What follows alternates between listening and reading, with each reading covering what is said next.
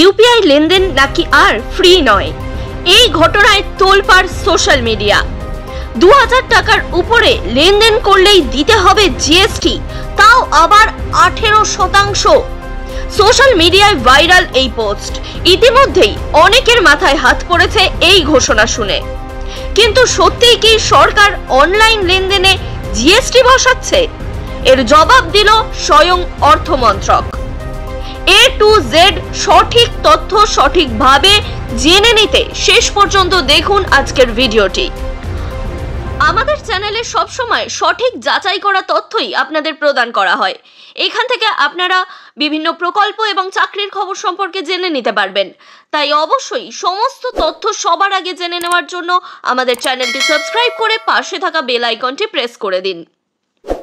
2000 টাকার উপরে ইউপিআই লেনদেন করলেই দিতে হবে 18% জিএসটি।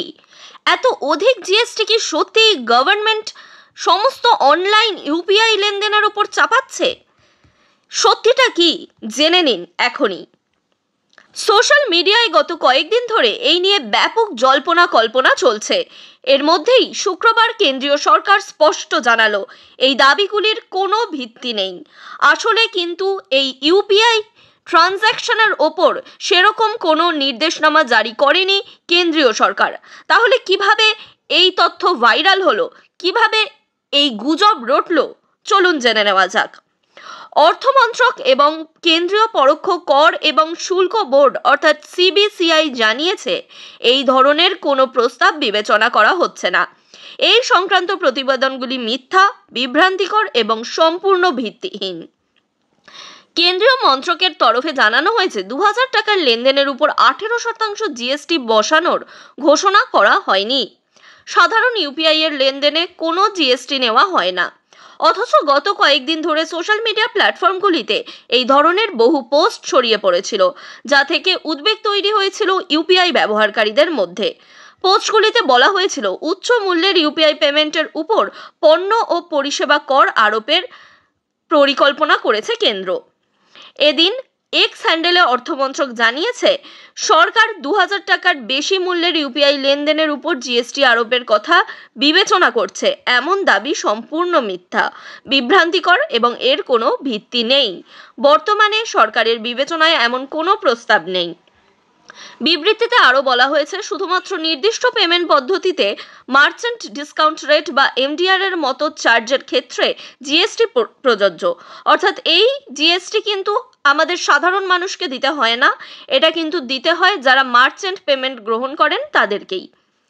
তবে 2020 সালের জানুয়ারি থেকে ব্যক্তি থেকে ব্যবসায়ী বা P2M ইউপিআই লেনদেনের জন্য এমডিআর বাতিল করা হয়েছে। অর্থাৎ এখন কিন্তু কোনো এমডিআরও লাগে না কোনো রকম ট্রানজ্যাকশনের ক্ষেত্রেও। ফলে এই ধরনের লেনদেনের উপর কোনো জিএসটি আরোপের প্রশ্নই নেই। তাহলে এই জিএসটি আরোপের প্রসঙ্গটা সম্পূর্ণই ভিত্তিহীন বলছে সরকার। কিন্তু এই বিষয়ে আমাদের জেনে নেওয়ার আগে অবশ্যই ইউপিআই সম্পর্কে অনেক কিছু জানতে হয়। সেই কারণেই ইউপিআই এর বিভিন্ন তথ্য ভালোভাবে জানতে এবং বুঝতে শেষ পর্যন্ত দেখুন আজকের ভিডিওটি। তবেই আপনারা বুঝতে পারবেন ভবিষ্যতে বা ফিউচারে এই ধরনের জিএসটি বা কোনো কর ইউপিআই ট্রানজ্যাকশনে লাগতে পারে কিনা। অনলাইন লেনদেনের ক্ষেত্রে মার্চেন্ট ডিসকাউন্ট রেট বা এমডিআর এর মতো কিছু নির্দিষ্ট চার্জের উপর জিএসটি নেওয়া হতো। তবে 2020-তে মার্চেন্ট ও মার্চেন্ট এমডিআই তুলে নেওয়া হয়েছে, তাই এর উপর জিএসটিও নেওয়া হয় না। অর্থমন্ত্রক জানিয়েছে দেশে দ্রুত ইউপিআই লেনদেন বাড়ছে। 2019-20 সালে যেখানে অনলাইন লেনদেনের অঙ্ক ছিল 21.3 লক্ষ কোটি টাকা, তা 2025 সালের মার্চ মাস পর্যন্ত অনলাইন লেনদেন 260.65 লক্ষ কোটি টাকায় পৌঁছেছে। তাহলে বুঝতেই পারছেন ইউপিআই লেনদেন কিন্তু যথেষ্ট পরিমাণে বৃদ্ধি পেয়েছে। এবার সরকারের সমস্ত তথ্য কিন্তু আমরা প্রমাণ দেখাবো এখানেই। এই প্রমাণ দেখে তবেই কিন্তু সমস্ত তথ্য আপনারা যাচাই করবেন। যেসব চ্যানেলগুলি কোনো রকম তথ্য প্রমাণ ছাড়া আপনাদের ভুল বোঝাচ্ছে বা গুজব রটাচ্ছে, তাদের কথা কিন্তু শুনবেন না এবং তাদের কথায় বিশ্বাসও করবেন না। দেখুন, আমরা কিন্তু এখন চলে এসেছি পিআইবি বা প্রেস রিলিজের একটি অফিসিয়াল ওয়েবসাইটে, যেখানে স্পষ্টভাবে বলা হচ্ছে যে 2000 টাকার উপরে যে ইউপিআই এর চার্জ নেওয়া বা ইউপিআই এর উপর রেভিনিউ বা কর বসানোর কথা হয়েছিল সেটা কিন্তু টোটালি ফলস বা ভিত্তিহীন। এটা মিসলিডিং এবং উইদাউট এনি বেসিস। ইউপিআই ট্রানজ্যাকশনের উপর যে জিএসটি বা ট্যাক্সের কথা বলা হয়েছে সেটা কিন্তু কোনোভাবেই গভর্নমেন্টের পক্ষ থেকে কোনোভাবেই এরকম কিন্তু কোনো ঘোষণা করা হয়নি। এই ওয়েবসাইটে গেলেই আপনারা এটা দেখে নিতে পারবেন, যেখানে ওপরে দেখতেই পাচ্ছেন মিনিস্ট্রি অফ ফাইন্যান্স থেকে এই ঘোষণা করা হয়েছে। আরও একটি তথ্য প্রমাণের জন্য সিবিআইসির এক্স হ্যান্ডেলের তথ্য কিন্তু আমরা তুলে ধরেছি, যেখানে দেখুন বলছে the claims that the government is considering levying GST on UPI transactions over 2000 rupees are completely false, misleading and without any basis। তাহলে একই কথা উল্লেখ করা হচ্ছে। Currently there is no such proposal before the government। বর্তমানে কিন্তু এমন কোনো প্রপোজাল বা পদক্ষেপ নেওয়া হচ্ছে না, তবে পরবর্তীকালে কি এই ধরনের পদক্ষেপ নেওয়া হতে পারে?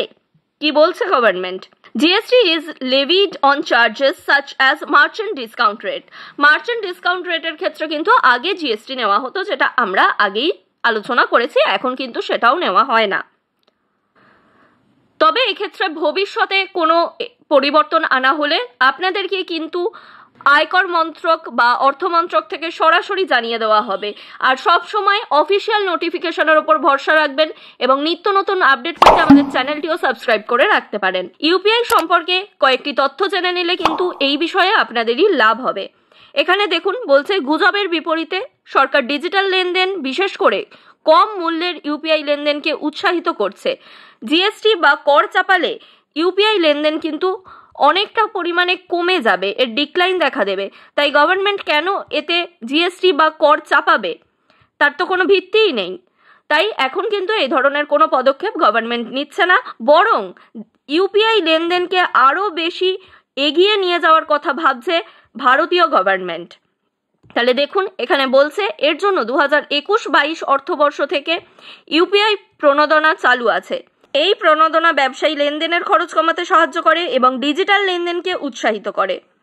তাহলে বুঝতেই পারছেন ডিজিটাল লেনদেন এবং ইউপিআই ইন্ডিয়ান গভর্নমেন্টের কাছে কিন্তু অত্যন্ত গুরুত্বপূর্ণ। তাই ইউপিআই এর ওপর আপাতত অদূর ভবিষ্যতে কোনো জিএসটি বা কোনো ধরনের ট্যাক্স বসছে না। তাই অন্যদের গুজবের হাত থেকে বাঁচানোর জন্য অবশ্যই এই ভিডিওটা আপনার বন্ধু বান্ধবের কাছে শেয়ার করে দিন।